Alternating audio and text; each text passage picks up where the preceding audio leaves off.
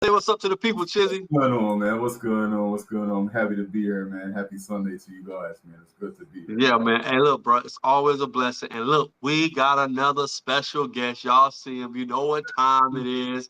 You know what I mean? Chi-Town's finest, the man, the Yes, myth, the sir. legend, the entrepreneur, author, speaker extraordinaire, the Yes, leader, the sir. visionary, none other than Mr. Ernest J. Give it up for her. Let's talk Right, about right. I need a horn or something. I should have recorded that myself Bye, bye, and play that bye, whenever bye, I bye, come out. bye. He in the building. What's up, family?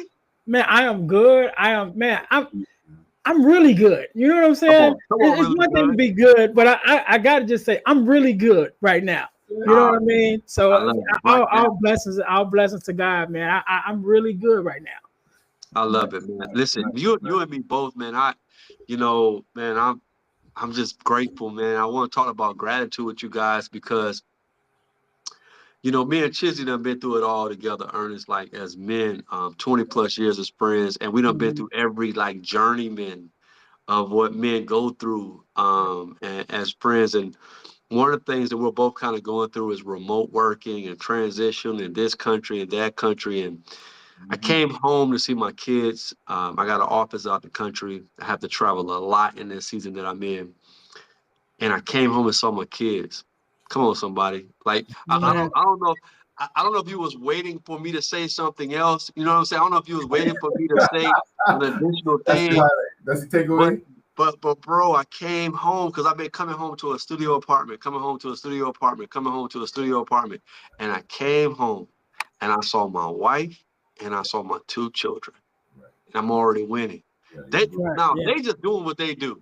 You know what right. I'm saying? In the microwave, they're in the fridge, they're on the couch. They living their best life. But I'm blessed because I'm walking in and they're there.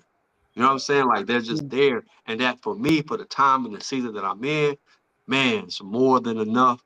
Mm-hmm. And on top of that, man, me and my son have a conversation on the couch. Yeah, look, y'all interrupted something. You know what I'm saying? I ain't gonna hold you. This Bring live. them in. Bring This them in. live Like, had we can talk about interrupted. it live. You know what I'm saying? Like I'm doing this for the culture. I am doing this for the mission that God has called me. I'm not doing this because I will to do it. I was on the couch. Me and CJ was just arguing about LeBron and Jordan, man, and we were just having a good convo, bro. And I was just like, man, I gotta record this live real quick, son.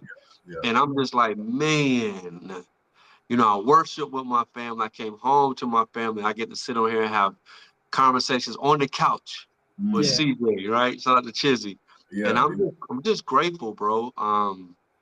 Because you live long enough, and I tie this all in. I throw it back to you guys. Yeah. You live long enough where you already know what you got that's a blessing, and you really live long enough to know when you got something that's important, Yeah. that's special, that there's no announcement, there's no IG post, there's no check that comes with it. But as a man, come on, somebody. As yeah, a man, we know it's certain things for us. Everything don't need a check. Everything don't need an award. Everything don't need an announcement. It's just the fact that I could be here is actually super dope to me as a man. And so I just kind of want to share why I was grateful. yeah.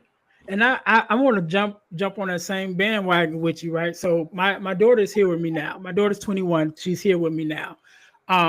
When me and her mom divorced years ago, they moved to another state. So I would travel back and forth between the states to see her.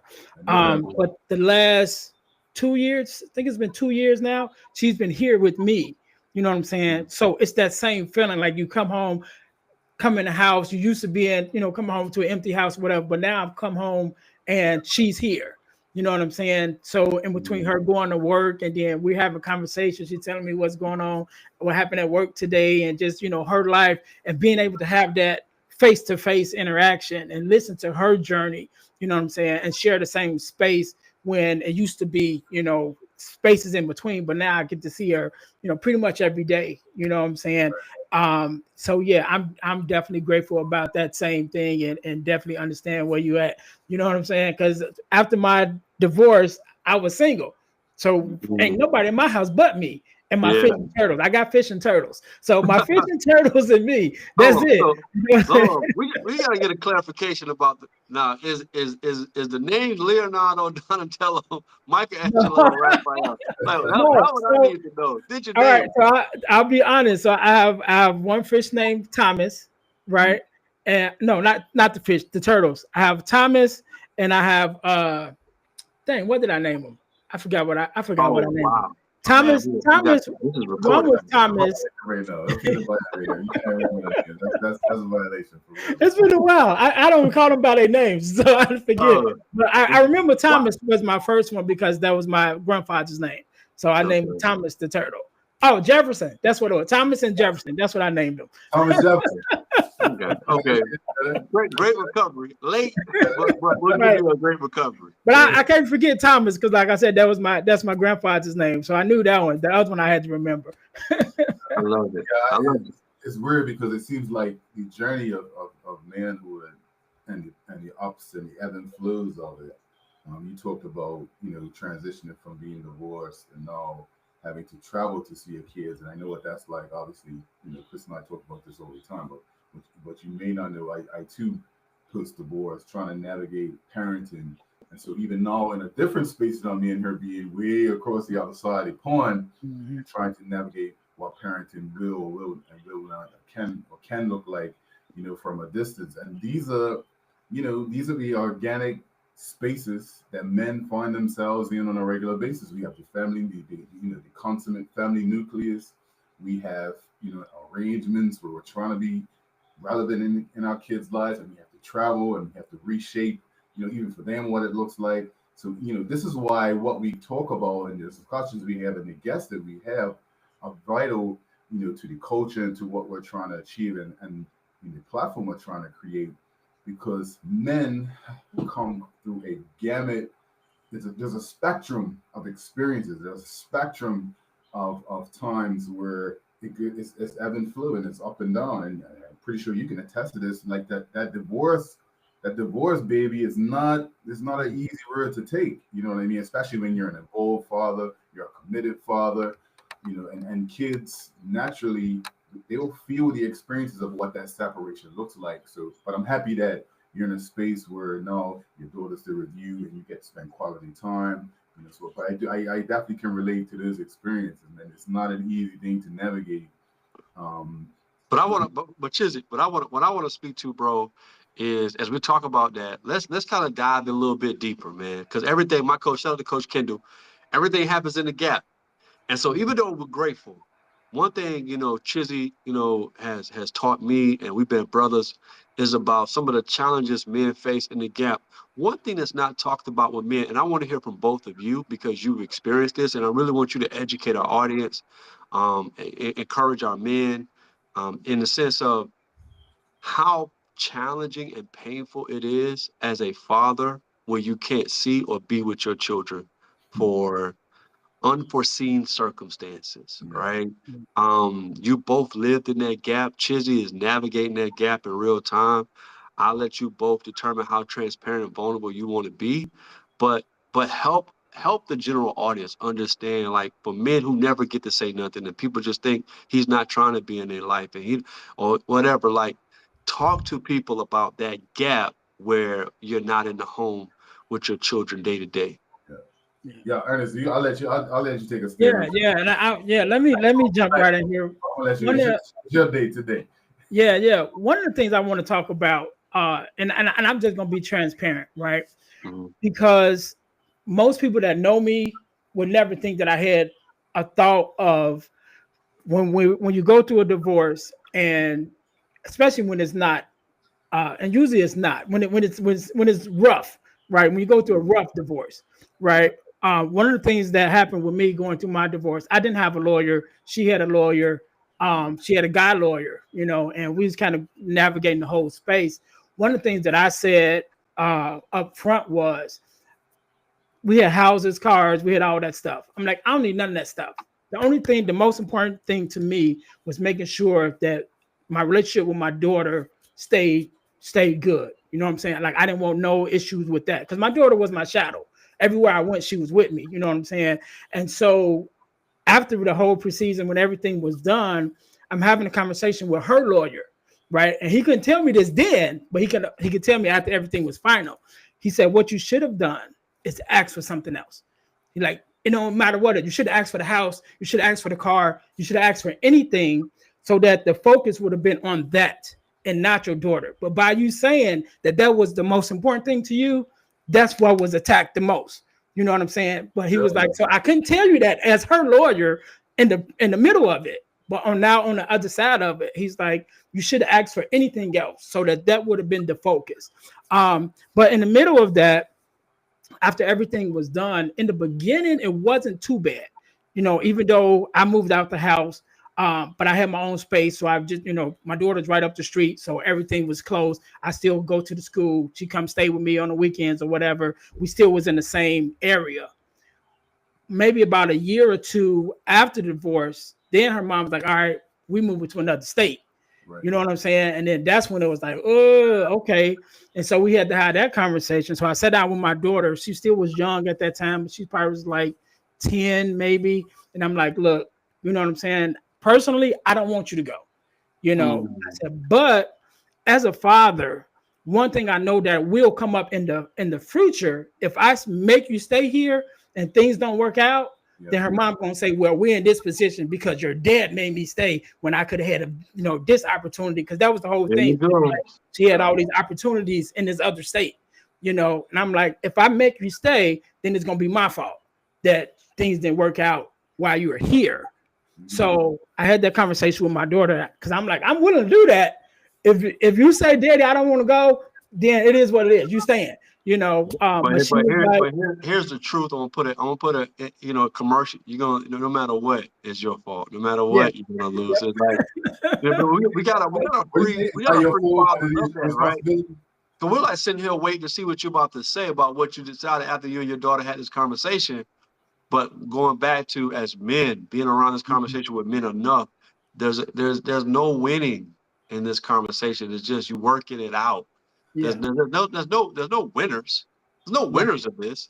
Like that energy got to be taken off the table. There's no winners. It's just like, look, whatever. We're just trying to make it work. Right. Yeah. Go ahead, Ernest. Sorry. And so she said she was okay with it, with moving to the other state or whatever. And I was like, all right, so I guess I got to travel. And so that was the thing. Then they separate, they went to another state. So now that's when it got a little more difficult with making sure that I stayed involved and stayed in contact, and this was before Zoom and all this was a thing. You know what I'm saying? So it's like we're having a conversation over the phone. I'm helping her with her homework. She got like literally take a picture of the math problem and send it to me. You know what I mean? So it was a whole challenge, because the social media stuff like it is now wasn't even, it probably was in existence, but we wasn't familiar with it, so that happened. But one of the things I want to admit to, and that's how I started this, in the midst of all of that, we had a real challenging time, with seeing my daughter and being active in my daughter's life and dealing with her mom, where it just got so toxic that for a second, I had the thought of, I'll just wait till she turned 18. And I have to admit that, because people that know me will be like, what? You know what I'm saying? But as a man, I have to admit that I did have that thought. Now, it didn't last long. It was only like a couple of seconds, because I had to reflect that my dad got 9 kids. My dad and mom was married, had 9 kids. We ended up losing everything. You know what I'm saying? We had the house, the cars, all that stuff my parents had. We ended up losing everything. But it would have been real easy for my dad to be like, 9 kids and a wife, I'm out. I just worry about me. But he didn't. And so in the midst of that came to my mind. And I was like, as much as painful as it is, the arguments and trying to get things figured out, I got to go through it. You know what I'm saying? So that thought only lasted for a minute, but I wanted to be upfront and saying that I did have that thought, because as fathers, as men, a lot of us have that thought, and a lot of us do act on it and be like, yeah, I just wait, and we kind of just dip off, and some of us hang in there. But I just wanted to be transparent to say that I did have that thought in the midst of it. I didn't dwell on it. I moved forward from it, but it was a thought in the midst of that turmoil. Ernest, I can tell you with certainty, I've had similar thoughts. I can tell you with certainty, transparency is today. I can tell you with certainty, like I'm living an experience currently because of my situation, my circumstances here in Scotland. Obviously, Chris and I talk about this all the time. You know what I mean? But the thought is definitely something that plays with your mind, especially when you recognize the amount of investment that you made and how it becomes this transactional. You feel like it's almost this transactional relationship as opposed to oh the value that you see in yourself and the investment you made in your kids not being translated to how they sometimes can show up for you and support you and trying to trying to still manage and maintain a relationship that you know you made a large investment into. So I can 100% relate to what you're speaking to. What gives me peace and solace is to know that I remember BK, one of our brothers from Prayer Line, he's like, just don't abandon your post. Don't abandon your post. And so for the brothers that are out there thinking about, similar to me, thinking about, man, listen, I could just wait till they're 18. My son's 20 or the 70. I could just wait till they're 18 and just when she's ready, she'll come full circle and turn around. You know. But at the end of the day, the small little what plays in my mind is if I was her, and I think about all the young ladies that I've supported in the past, at a professional capacity, who would lament about not having fathers in their lives, who would lament about not having the opportunity to still have that interaction, even though they may feel in their hearts that they're angry or they may have been poisoned by the other parent. You know, I think about what would my daughter feel like? What does she need as an individual who's developing so that she can transition past what seems to be a huge part of your life right now, but in the grand scheme of things may turn out to be a small part of her development that you have the opportunity to impact in a positive way if you choose to just stay the course and stick to your wicked. So that's kind of what plays on my mind. And so I know there are a lot of brothers out there like you, like myself, who've had those thoughts. And I just want to encourage them because it's encouraging me too to say, look, don't abandon your post. I know it's hard. I know sometimes you feel like it blows your mind as to how this is even possible at this phase of your life, given the investment that you made and the amount of time that you're putting in. But I encourage you, man. Even if it's a text message every day and there's never a response. Even if it's I love you, those things go leaps and bounds for the long term when it comes to still building nuggets, still being relevant, and still having a voice in your child's life or your children's life, even though you feel like it's not at its best place. So I just wanted to. Thank you, guys. I think Chizzy, you threw us a great alley-oop. Well, we're gonna really just talk about don't abandon your posts. I think we should stay right there. You know, one of the things me and Chizzy was talking about a lot, but just about listen. When it comes to being a man, it's critical that you don't abandon your post. It's critical that you make sure you understand that, hey, I gotta be there because everybody else is still like I always say this when I coach men. You got the wife, you got a woman, you got children, and you got you. You're all in a room. You pick who's gonna be responsible. Is it gonna be your son? Is it gonna be your daughter? It's gonna be you. I'm gonna let you pick. Just no emotions, no strings attached. You pick who's gonna be sacrificed. Who's gonna be this or that. Who's gonna be the person that got to take an L? Who's gonna be the person that's gonna be uncomfortable? Who's gonna be the person you pick? You got wife, significant other. Got your woman. You got the child. I let you as a responsible man. Somebody has to play that role. Who's going to just hold on to this thing no matter how hard the wind blows, no matter how hard the ground shake, no matter how much adversity comes, no matter who's the president, no matter what the economic status of the country is, who's going to say, hey, you can trust that I'm going to keep fighting no matter what. Yeah. And for me, that's what not abandon your post being. But what we want to give outlet to men. Yeah. When you're hurting and you can't hold on, and you don't have nothing in you, go do what you got to do to just recalibrate, reset, and then get back on the post. You know what I'm saying? Like, so it's two parts. That's what it is, but that don't mean that You will never not have a bad day. You will never not need to check out for a minute. That will come, but it don't mean you check out and stop and never go back. It means you check out, recharge, reset, renew, and go back on the band of your post again. Because that's part of I think what we don't discuss enough in healthy conversation with men, part of being a man is hard. That comes with being a man. You know what I'm saying? Like, there's no slight to anybody, but my wife overly loves my son, right?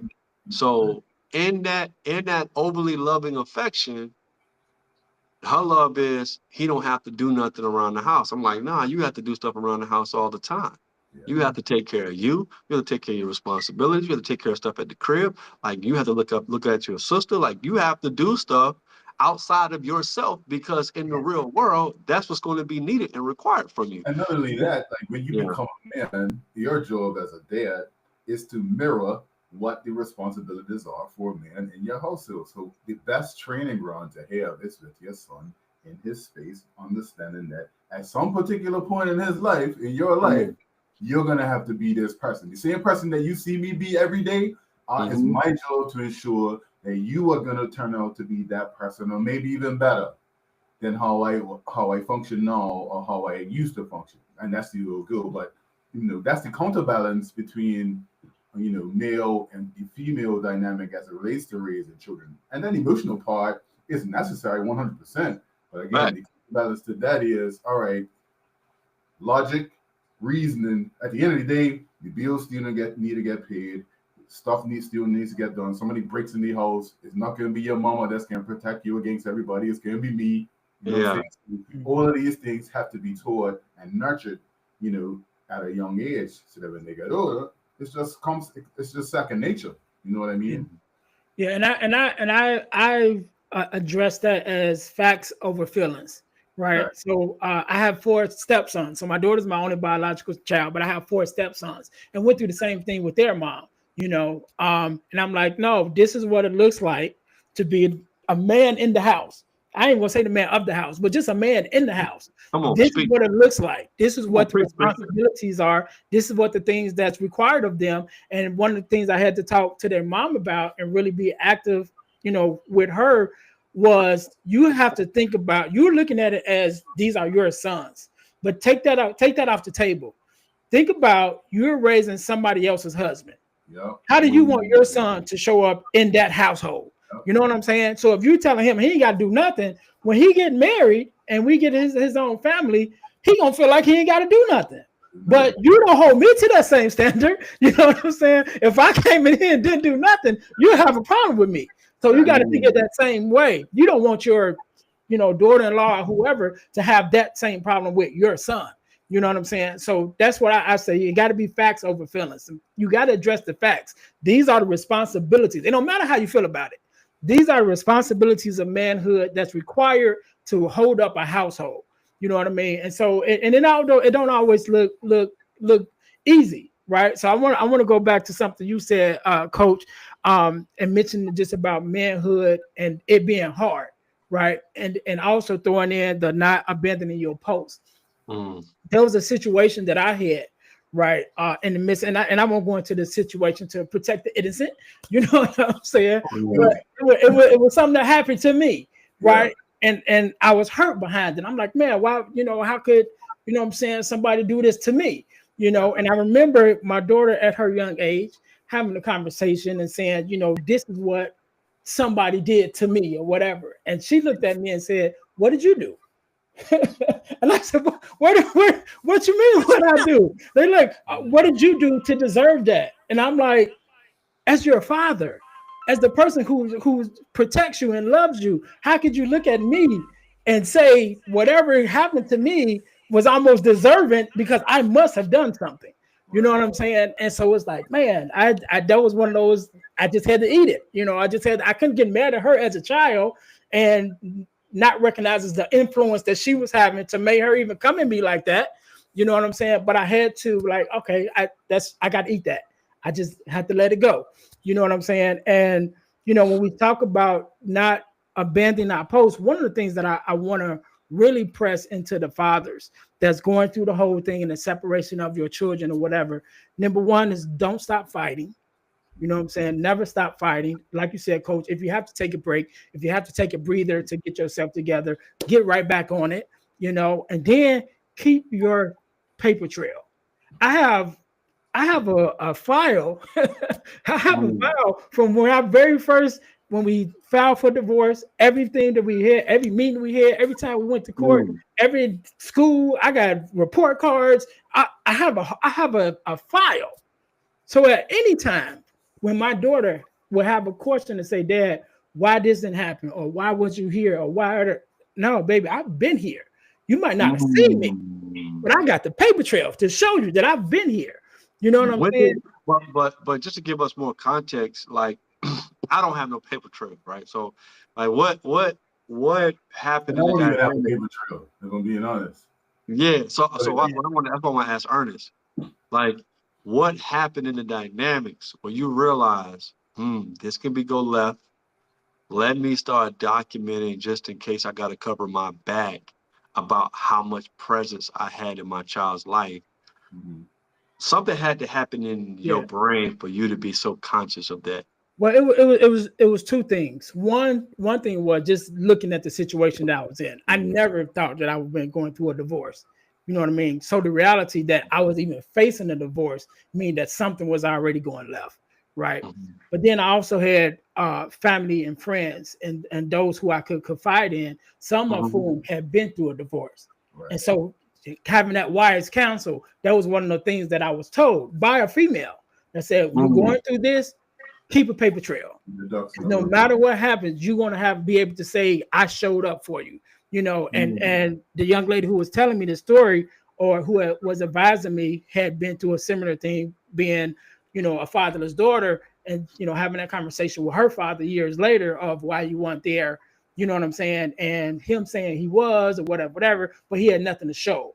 So her advice to me was, no matter what you're going through, keep a paper trail. Because one day that question is going to come up. One day your daughter is going to ask you, you know, what happened, where you were, whatever. And you want to have something to show. This is the court dates. This is the paperwork. This is the, you know, child support, whatever. You want to have all of that so that when she does ask that question, you can say, look here, I was here. I may have been in the background. You may not have seen me, whatever. But here's the proof that I've been here all the time. Chizzy, I'll let you respond, bro. Yeah. I mean, I'm thinking about. I kind of want to just talk to the ladies real quick, because you know we circle up and we huddle up about these issues a lot, and we talk about it in isolation sometimes, and obviously we're talking about it today. But I think it's important for the women to understand that the separation of the emotion of the demise of the relationship is probably the most difficult part from my perspective that a woman is challenged with. Whether they like you or they don't like you, or you intentionally get a divorce because it's just irreconcilable differences, the emotion of a way forward has to be checked at the door. And it's very difficult to achieve. I can tell you that with a certainty. Women sometimes have a difficult time in just being able to recognize, what does this child need? Always actually, maybe you should get it tattooed on your arm. What does my child need? Of course, I'm being extreme with it. What does my child need for him? Maybe they need all women across the world. Get this tattooed on your arm. What does my child need? You know, and I'm saying that just to frame all of the possibilities of negativity that can come from the demise of a relationship, whether you're with the person or you're not with them, or it's a one-night stand, or it's a two-night stand, or you were married, or you had a girlfriend for a long period of time and a child was conceived. Ask yourself, what does my child need? And if that is at the forefront, and I'm gonna answer the question, because I don't want to leave it open-ended and say, well, my child doesn't need his daddy. What does my child need? My child needs a healthy relationship with the other parent. In spite of how I feel about him, in spite of what happened, this is what my child needs. My child needs to understand that he is not at fault for whatever has taken place in his life, because children internalize the separation and the divorce in a different way from how we internalize a separation and divorce. You know what I mean? What does my child need? And lastly, the biggest takeaway for ladies that I want to say, just do your best to do your part. We can't always be the reason why things go left. Counseling. If I didn't say it enough, ensure that you're doing what's best to get counseling post-relationship, during relationship, for you and your children. Because what that demonstrates to them is that me as the female, I have a greater voice a lot of times in my child's life. And now I'm demonstrating to them that this is how I take care of myself on a continuous basis. So therapy is 100% a way forward. So I just want to leave those nuggets for our ladies out there who feel like, you know, they may have hate man syndrome after a particular time. But I want them to know that we're a resource. We're more of a resource than you think. Even though you may not like us or the relationship that left, we are more of a resource than you will give us credit for it, than you would even probably believe, because our children need us. Well, Chisel, we could, going back to Ernest, and I'm gonna throw it back to you with this, Ernest, but you said it earlier, facts over feelings. We now know for the consensus of 2020 to 2020, that 20-year census got the national data across the United States of America, that a parent of a father only is just as healthy as far as the child as a two-parent household. Yeah. So we know that the worst scenario you can put a child in is just with their mom. Yeah. So now we know, like now we don't have to worry about, you know, what you think, what I think. What we know, hey, if I want to put this child in the worst situation for their development, put them at the most risk for multiple antisocial behavior and most emotionally damaging, you know, psychological development, is just put them with the mom. Like, that's putting a child at the most risk. So now we know that. So now it's like, that fact is on there. You can just do that on a simple Google search. So now it's like, you have to now have something about yourself that's saying, I'm going to alienate the man being in his life, or a healthy, mature man being in his life, at the detriment of the child. Yeah. Like that. Now I'm consciously doing that now. But I know, Ernest, I want to give it to you. I want to thank you so much for sharing the platform. Excited to see your episode on the Boy Man King podcast. I'm crazy, man. You did a great job, but you got a lot of resources. You know, you do a lot in the community space. You do a lot in the development space. Kind of talk about what is the gap from that perspective that you just really have a passion for, of getting people this information to help them with understanding not only the child relationship, but the family as a whole, the community as a whole. What's some resources you want to offer to the people, man? The main thing I would say, let me go here and hopefully I have enough time to kind of to walk through this, right? So I always go back to my example of family, right? Two-parent household, mom and dad, parents married my whole life. You know what I'm saying? Definitely seeing the struggles of the ups and downs, being able to be old enough, even though I was quite young, but old enough to remember when we had the house and the two-car garage and, you know, and all of that. And then definitely living through the downfall of that, where we end up losing everything for some years before my parents were able to rebuild and, you know, get us back another house and get back on our feet. But being able to watch that dynamic of a husband and wife going through those ups and downs and still sticking through together. So that was my example. And so even in my life, I come through everything with that example. So unfortunately, when I was faced with divorce, I took that so hard, because that was never even a thought in my mind that I would be going through a divorce, you know? And so once I was faced with that, then I had to look at the things that's going on in my life and say, okay, how can I change these things? How can I be a resource? Which brought to my attention my dating history, which I had to look at. Okay, what's going on with my dating history? And I realized that every woman I've ever dated was a fatherless daughter, right? And so once I made that connection, my viewpoint of, well, what can I do to help this community, right? Yeah. So one of the resources that I did, I wrote an ebook called The 4 Core, which is the 4 core values that every daughter should get from her father. And I got that information from my own experience as being a father, as being a girl dad, my experience of watching my dad raise my 5 sisters, and then also my relationships with fatherless daughters that I have been in relationship over the years. So I compiled that to get down to these 4 values that every daughter should get from her father, which is guidance, love and affection, affirmation, and protection.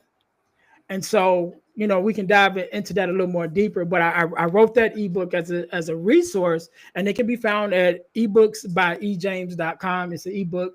I made that simple. And then another resource that I started was a podcast called The Girl Dad Discussions. And on this podcast, I have discussions with other girl dads, and sometimes the daughters come on, and we have the conversation with the daughters, all to talk about the daddy-daughter relationship, in order to combat the narrative of the absent father and the fatherless daughter. Because there are dads, me being one of them, who are girl dads who are very active in the lives of our daughters, but we don't always hear that side of the story. And so I started that podcast to, number one, show the fatherless daughters and the other daughters that there are dads that are out here, that are active in our daughters' lives, and this is how we relate to them. But also as a resource for other fathers who may be going through, the separation with their daughters. They may be going through those different things. My first guest that I had on that podcast on purpose was a friend of mine who was having his first child and his first daughter. So at the time that we recorded that episode, his daughter was 2 months old. And so I had him on first because I said, from now on, for every guest that I have on, I want you to think about him as a father just starting this journey, his first child, and being a girl dad.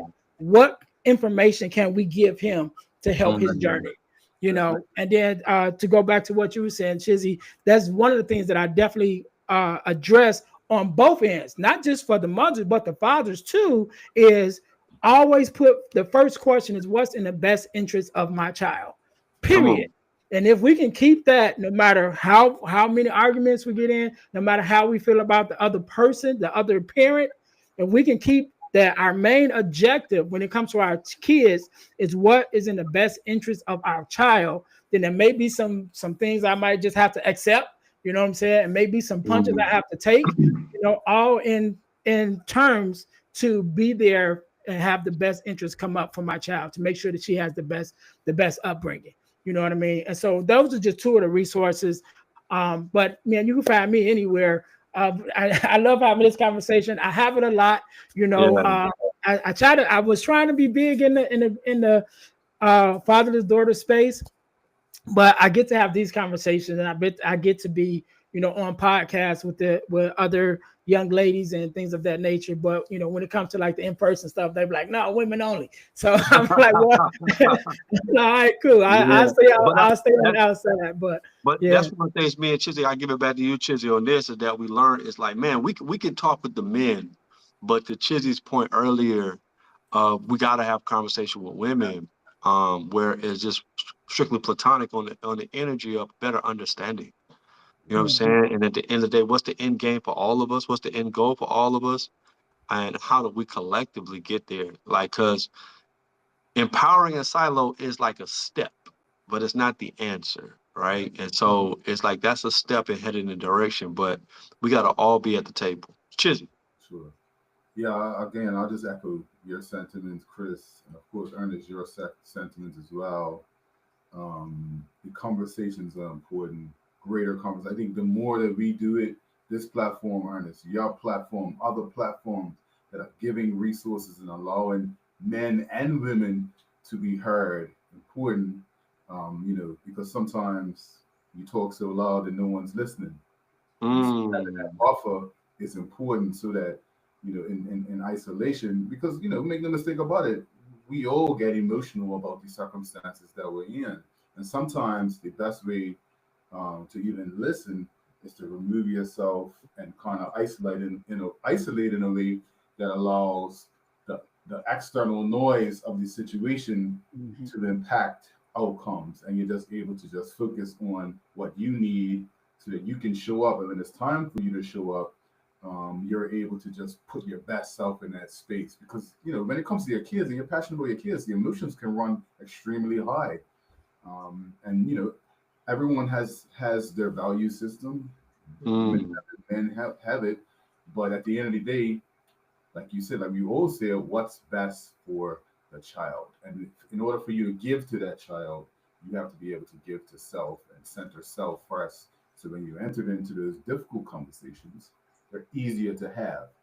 And and it's not guided by the emotion of disappointment and the emotion of pain and the emotion of getting back at somebody else. So I would just encourage all of our listeners and everyone, even as it relates to all conversations, remove yourself from the conversation, center yourself, reevaluate, and come back when it's time where it's less emotion for you to get the best possible outcome. Yeah. All right, I love it. I love it, man. I wanna close out with just a final thought. I know for me, man, thank you guys. My final thought is just thank you for just having the conversation, because it's education today. You know what I mean? Because so many people make assumptions about everybody's personal lives or parenting situation. But one of the gaps that I was hearing with a lot of men were this pain that they Yeah. was experiencing by being really isolated from something that they wholeheartedly want to be fully involved and fully invested in and be a part of every day, Yeah. that is not their reality. And the pain that a lot of men go through and a lot of men suffer in silence, that leads to other things, Sure. and leads to other places, and leads to other people, and Sometimes I just want, yeah, yeah, and I just want to thank you guys for just kind of shedding a light on that. But as we close out, Ernest, man, what's your final words you have for our people? I'm in a space now. I started this year off just like really good, right? And so I'm just in a space, and what I've been preaching, what I'm living, and I was thinking about even doing a course about it or something, is live your live the life you love, right? And I'm really looking at different spaces and different areas of my life and saying, you know what, this is what I want to do here. This is what I want to do here. Mm. From where I go to church, from my relationships, from my hobbies, just everything's like, let me find the thing that I love in this space, so that in every area of my life, I'm living in love. Like, I love the church that I go to. I love the communities that I'm a part of. I love the job that I have. You know what I mean? And just really Yeah. making sure, being intentional about finding those spaces and filling my life with love. And so that would be my final words to everybody. Like, live the life you love. Break it into pieces if you have to, and just Come on. find the things and the areas that you love in each aspect until your life is filled with love. I love Yeah. it. Okay, wicked. Yeah. Chizzy. Yeah, man. I mean, I just want to thank Ernest for coming on and being transparent and vulnerable about his experience as a parent. And I want to, tell everybody that's watching, men, women, just loving each other, man. We have more in common than we are Come on. more alike than we are different. So I just want to encourage everybody to really just sit with, um, the conversations we've had. And again, I ask you, what does your child need?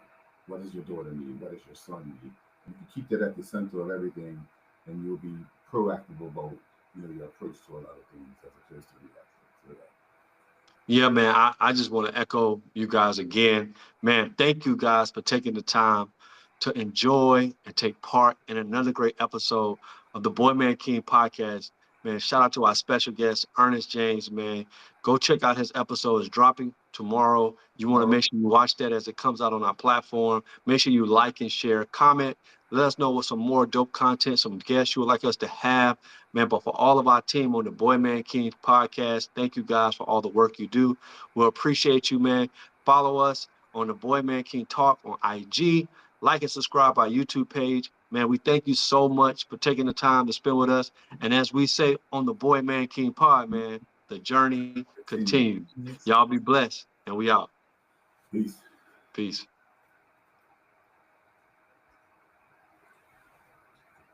All All right. right. Hey, man. All Ernest, right. man, Ernest.